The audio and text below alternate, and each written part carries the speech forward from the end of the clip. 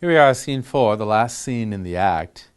This is outside Macbeth's castle, and it's a small scene. These small scenes were frequently done as a costume changer, because you'd have to get the same actors from one scene into costumes for the next scene or the next act. And so Shakespeare would frequently take these little small scenes and plunk them down in between. Some business was happening on stage while his principals were back there getting changed into their costumes. So then this little costume changer, we have an old man and Ross discussing what's happened during the night. And they say that things very unnatural have occurred. And if you're savvy, right, you notice the unnatural imagery here. But Ross says, Duncan's horses, a thing most strange and certain, beauteous and swift, the minions of their race, turned wild in nature, broke their stalls, flung out, contending against obedience as they would make war with mankind. So he's suggesting that there's something unnatural going on here, some sort of witchcraft. It's kind of bizarre. And we could take it on the one hand as, yeah, these horses broke out of their stalls and were unnatural and all this. But then comes the line from the old man, "'Tis said they eat each other." That's an odd line. The horses become cannibalistic. We could take it on face value, a literal level. Yeah, horses eating each other is highly unnatural. That's true. But the other way we can take it is that in the court, a certain level of paranoia is developing already, and people going around spreading rumors about things that are occurring.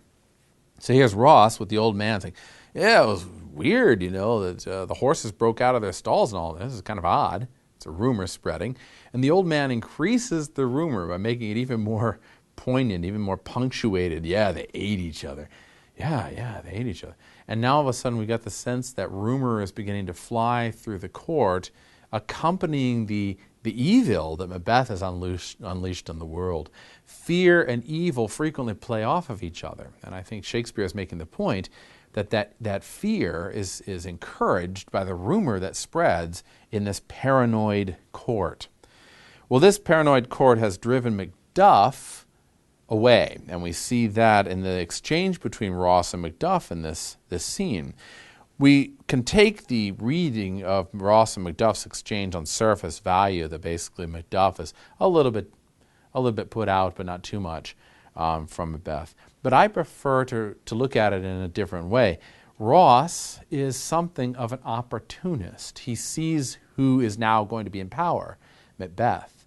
And he is going to go and visit Scone, where Macbeth is going to be crowned, to give his support to Macbeth, so that he himself can get a good office and good pay. Macduff, however, who's sort of the hero of the play, will have none of that. He has, even as early as the last scene, has noticed something's very odd about this whole situation with Macbeth and Duncan, and he's not going to participate in it. So when we read the exchange, there's a level of sarcasm that Macduff says to Ross. Don't you see that the grooms killed Duncan? It was obvious they killed Duncan, right? There's a level of irony here, ironic cynicism that comes out of him. Here's what he says. He says, Ross says, well, is it known who killed Duncan? And Macbeth says, yeah, well, those that Macbeth has slain. Isn't that obvious? Oh, alas the day, says Ross. What could they pretend?